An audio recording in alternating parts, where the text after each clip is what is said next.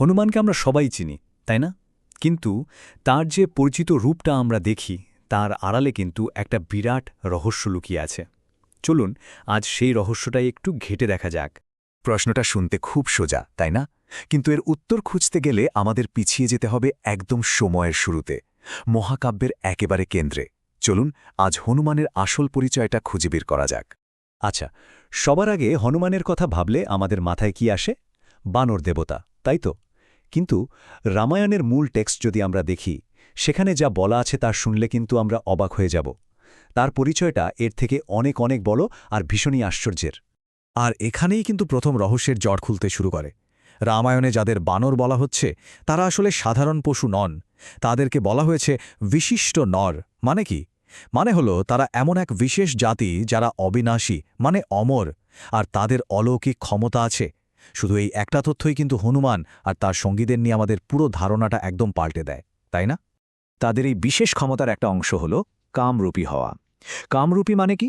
মানে হলো যার নিজের ইচ্ছামতো রূপ ধারণ করার ক্ষমতা আছে। তার মানে হনুমানের কোনো শারীরিক সীমাবদ্ধতা নেই। তিনি যোগের শক্তি দিয়ে যখন যা খুশি সেই রূপ নিতে পারতেন। এটা কিন্তু তার ঐশ্বরিক ক্ষমতার একটা বিশাল প্রমাণ। তাহলে প্রশ্ন আসেই, এত ক্ষমতা থাকতে তিনি বানরের রূপটা বাঁচলেন কেন? আসলে এর কারণটা হলো তার বিনয় আর করুণা। বলা হয় তিনি ছোটদের আনন্দ দেওয়ার জন্য আর নিজের ওই অসম্ভব শক্তিকে একটা সাধারণ নম্র চেহারার আড়ালে রাখার জন্যই এই রূপটা নিয়েছিলেন। তার আসল সত্তা কিন্তু এর থেকে অনেক বেশি পুরনো আর এতটাই শক্তিশালী যা আমরা হয়তো কল্পনাও করতে পারব না। তো চলুন এবার তার সেই আসল উৎসের দিকে যাওয়া যাক। এটা জানলে রামায়ণের পুরো গল্পটাই একটা নতুন মানে পেয়ে যাবে। এই টাইমলাইনটা দেখলে রামায়ণের পুরো প্রেক্ষাপটটাই পরিষ্কার হয়ে যাবে। রাম, রাবণ আর হনুমান এরা শুধু তিনজন আলাদা চরিত্র নন, এরা আসলে তিনটে আলাদা মহাযুগের, তিনটে আলাদা মূল জাতির প্রতিনিধি। দেখুন, হনুমান আসছেন তৃতীয় মূল জাতি থেকে, লেমুরিয়ান যুগ থেকে, যারা ছিলেন সৎ, চিত আর আনন্দের প্রতীক। রাবণ আসছেন চতুর্থ জাতি, মানে অ্যাটলান্টিয়ান যুগ থেকে, যারা জাদু আর নিজের ইচ্ছাশক্তিতে পারদর্শী ছিলেন। আর রাম, তিনি হলেন পঞ্চম জাতি, মানে আর্য যুগের প্রতিনিধি, যে যুগটা ধর্মের ওপর দাঁড়িয়ে আছে। তার মানে বুঝতে পারছেন, রামায়ণ শুধু একটা যুদ্ধ নয়, এটা আসলে তিনটে আলাদা যুগের চেতনার মধ্যে একটা মহাজাগতিক সংঘর্ষ। একদিকে লেমুরিয়ান যুগের দিব্যজ্ঞান আর আর্য যুগের ধর্ম, আর অন্যদিকে আটলান্টিয়ান যুগের জাদুর অপব্যবহার। এই তিনের লড়াইটাই হল রামায়ণ। আর এই যে তিনি লেমুরিয়ান জাতি থেকে এসেছেন, সে কারণেই হনুমান চিরঞ্জীবী, মানে অমর। তার কোনো মৃত্যু নেই, তিনি সময়ের ঊর্ধ্বে। আর তিনি স্বেচ্ছায় এই পৃথিবীতে রয়ে গেছেন শুধু একটাই কারণে, মানবতাকে সাহায্য করার জন্য। হনুমানের এই যে প্রাচীন পরিচয়, এটাই কিন্তু তার অবিশ্বাস্য শক্তির আসল উৎস। চলুন মহাকাব্যে তার সেই শক্তির কয়েকটা ঝলক দেখে নেওয়া যাক। রামায়ণে তার কীর্তি তো কিংবদন্তির মতো। ভাবুন তো একবার, একাই বিশাল সমুদ্র পেরিয়ে লঙ্কায় সীতার খোঁজ করে এলেন। আবার লক্ষণে জীবন বাঁচানোর জন্য যখন ঠিক কোন মূলিকাটা লাগবে বুঝতে পারছিলেন না, তখন পুরো সঞ্জীবনী পর্বতটাই তুলে নিয়ে চলে এলেন। এগুলো আসলে কি ছিল? রামের প্রতি তার ভক্তি আর তার অসীম শক্তির একটা ছোট্ট ঝলক মাত্র। কিন্তু তার শক্তির আসল গভীরতা বোঝা যায় মহাভারতের একটা গল্পে। সেই সময়কার সেরা ধনুর্ধর অর্জুন, নিজের ক্ষমতার ওপর বেশ অহংকার ছিল। তো তিনি কি করলেন? দিব্য তীর দিয়ে একটা সেতু বানালেন আর হনুমানকে চ্যালেঞ্জ করলেন সেটা ভাঙার জন্য। আর ঠিক তখনই সেই অবিশ্বাস্য ব্যাপারটা ঘটল। হনুমান যেই না সেতুতে এক লাফ দিয়েছেন, সেটা প্রায় ভেঙে পড়ার মতো অবস্থা।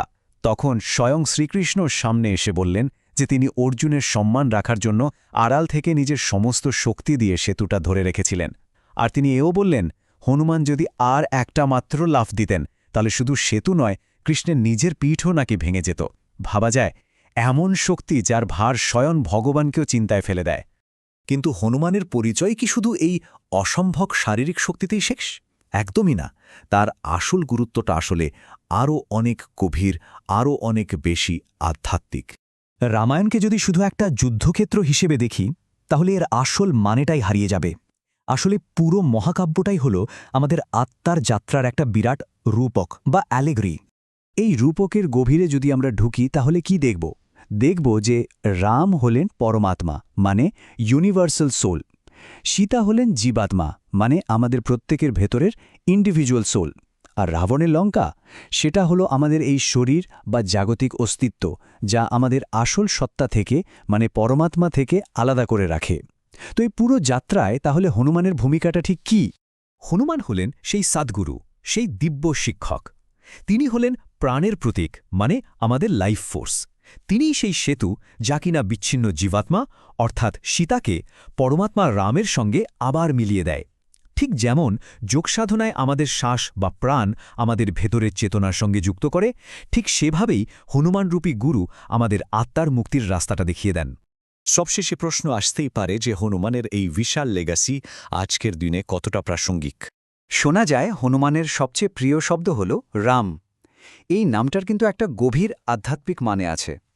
রা হল অগ্নি, যা সবকিছুকে শুদ্ধ করে, আর ম হল প্রকৃতি বা সৃষ্টি। এই দুটো মিলিয়েই তৈরি হয় মহাবিশ্বের সেই মূল সুরটা।